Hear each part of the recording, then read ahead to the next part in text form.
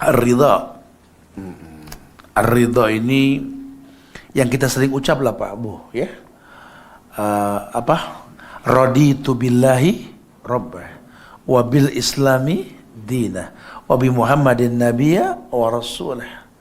Jadi ridhonya ini di yang kelima ini.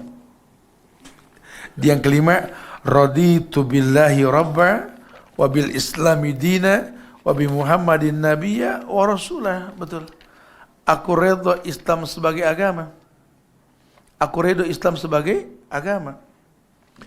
Enggak semerta-merta. Makanya ditekankan tentang usul salasa itu.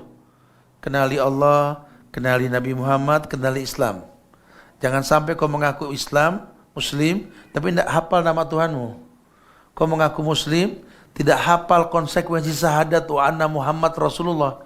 Kalau kau sudah mengatakan Muhammad Rasulullah, 4 konsekuensinya pegang. Pegang, ini wajib. Yang pertama, taat dengan perintah Nabi. Yang kedua, menjauhkan larangan Nabi. Yang ketiga, percaya dengan yang Nabi kabarkan walaupun sifatnya gaib. Gaib. Mata belum melihat, telinga belum mendengar, hati belum bisa ngayal. Cuma Nabi yang ngomong sami'na wa ta'ana. Konsekuensi yang keempat, ini yang paling penting. Kalau kau mengatakan Muhammad Rasulullah, tidak beribadah kecuali ada contoh beliau. Konsekuensi yang keempat, la ya'budallah illa bima syara'a alaih. Tidak beribadah kepada Allah kecuali ada contoh Rasul. Jadi jangan beragama dengan ikut-ikutan. Jelaskan. Suruh anak perempuan kita pakai kerudung, Bu. Sambil sampaikan hadis ayatnya. An-Nur ayat 31. Allah yang bilang, lah. Kau bacalah itu. Waliyadribna bihumurihinna ala juyubihin. Kau baca artinya, nak. Hendaklah kerudung menutup bagian dada. Makanya mama suka bawel. Kenapa jangan pakai kerudung kecekek? Gitu ya. Karena di Quran tuh kerudung nutup bagian dada. Ya. Jadi jelas nak. Laki-laki aqimis sholata lidzikri. Dirikan sholat untuk mengingatku. Maka Pak, sholat berjamaah Pak. Laki-laki berjamaah di masjid, di surau. Laki-laki Pak. Itu laki-laki soleh. Sholatnya di masjid berjamaah. Kalau perempuan soleha di rumah. Laki-laki sholat di rumah, laki-laki soleha. Namanya gitu. Sampaikan. Baik-baik diomongin. Saya pengen punya suami yang soleh, bukan soleha. Gitu. Bilang baik-baik Bu ya. Kita bahas besok pagi masalah itu, tenang aja Bu ya. Ar-ridho. Ya. Raditu billahi rabba wa bil islami dina wa bi Muhammadin nabiyya wa rasulah. Jadi aku ridho Islam sebagai agama, betul. Aku ridho Allah sebagai Rabb yang mencipta. Dan dia paham, bukan cuma diucap. Karena sudah bahas 4 hal pertama tadi. Ya sudah paham dia. Kalaupun dia katakan raditu billahi rabba, rububiyahnya Allah. Aku ridho Allah yang mencipta, menghidupkan, mematikan, Allah aku rela. Maka aku akan tetapkan namanya. Allah yang menghidupkan Al-Hayy, Allah Al-Khaliq. Allah yang memberikan rizki, Allah Ar-Razzaq. Allah Maha Pengasih, Ar-Rahman Ar-Rahim. Allah yang menjaga Al-Muhid. Dia paham itu. Sehingga dia tahu sekali, raditu billahi rabban. Dia rasakan ujian selesai. La haula wala quwata illa billah. Hasbunallah wa ni'mal wakil, ni'mal maula wa ni'mal hasbi Allahu la ilaha illa huwa rabbul arsyil azim. Mulutnya bergemi dia, insyaallah. Wabil iswabi Muhammadin nabiyya, dan dia tahu aku redha Nabi Muhammad sebagai nabi. Kenapa? Masya Allah, enggak salah rekomendasi Allah ini. Walaqad kana lakum fi rasulillahi uswatun hasanah. Telah ada suri teladan yang terbaik pada diri Rasulullah sallallahu alaihi wasallam. Wabil islami dinah, dan aku rela Islam sebagai agama. Islam yang mana? Yang dibawa sama Rasul. Islam yang enggak pakai embel-embel. Kalau di kami di Indonesia kan ada organisasi, ada Islam NU, Muhammadiyah, Persis. Itu organisasi, itu bukan Islam. Anda mau berorganisasi ya silakan saja. Kalau negeri Anda demokrasi memang dengan organisasi, tapi jangan organisasikan Islam. Kalau sampai kami Ru'yatul Hilal bukan kami NU, memang syariat. Quran yang mengatakan paman syahida minkum syahr, yang menyaksikan bulan puasa, Quran. Kalau pun tertutup mendung kita pakai hisab, bukan Muhammadiyah kami. Nabi yang perintahkan, wa in ghamma 'alaikum fa'amilu sa'ban salasin. Kalau tertutup mendung sempurnakan Sya'ban 30 hari, itu hisab.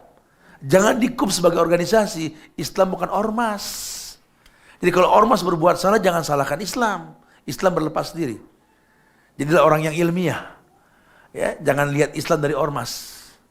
Ya, karena Islam dia dari Quran dan Sunnah. Qala Allah, wa qala Rasul, wa qala sahabah. Hafadal Islam.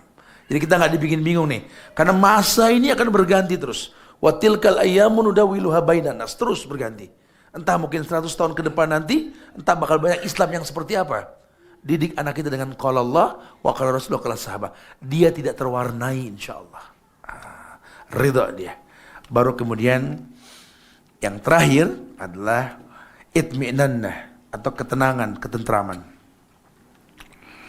Ya, kalau sudah betul, maka langkah yang terakhir inilah yang dikatakan sebagai jalan orang-orang yang terpilih. Orang-orang dulu yang betul-betul paham syariat dan dia mengerti bahwa orang-orang yang terpilih ini bukan main-main, Allah pilih mereka. Makanya ayat kuntum khaira ummatin ukhrijat linnas itu bukan dipakai buat orang-orang khuruj.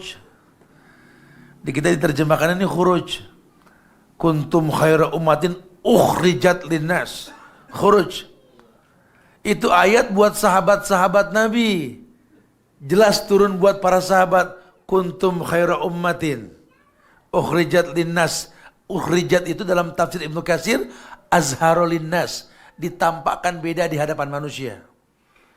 Ya, Anda yang mau khuruj, Anda yang mau berdakwah, malis, sudah punya ilmu silakan, nggak apa-apa. Ayat itu pun bisa Anda pakai untuk apa? Mempertontonkan Anda akan beda. Anak muda pakai jenggot pasti beda.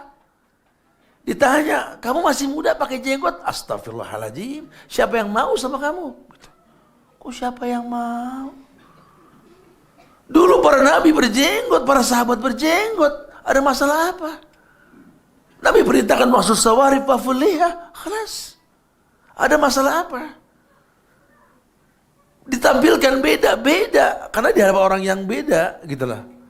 Ini ngapain sih hujan enggak kok celana cingkrang? Gitulah.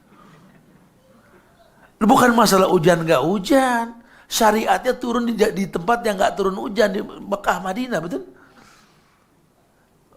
Kullu izarin tahta qadamain anaru ahaqubih. Innallaha la yanzuru man jara sawahu huyala.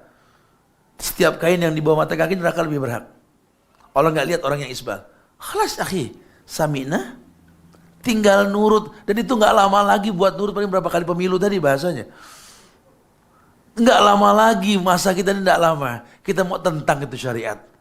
Oke, syariat itu belum bisa saya terapkan karena aturan kantor saya gini, halas ya akhi, istighfar. Jangan kau tentang hukum. Iya betul, cuma anak belum sanggup. Astaghfirullahaladzim. Ya Allah, mudah-mudahan dimudahkan nanti satu waktu ya. Kita doakan. Jangan dihakimi hukum yang sudah ada. Karena tugas kita samina wa ata'na. Jadi betul-betul dia merasakan ketenangan. Ketentraman dalam hidupnya.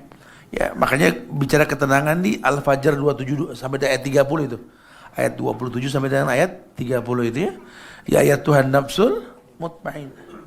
Irji'i ila rabbiki radiyatan mardiyah.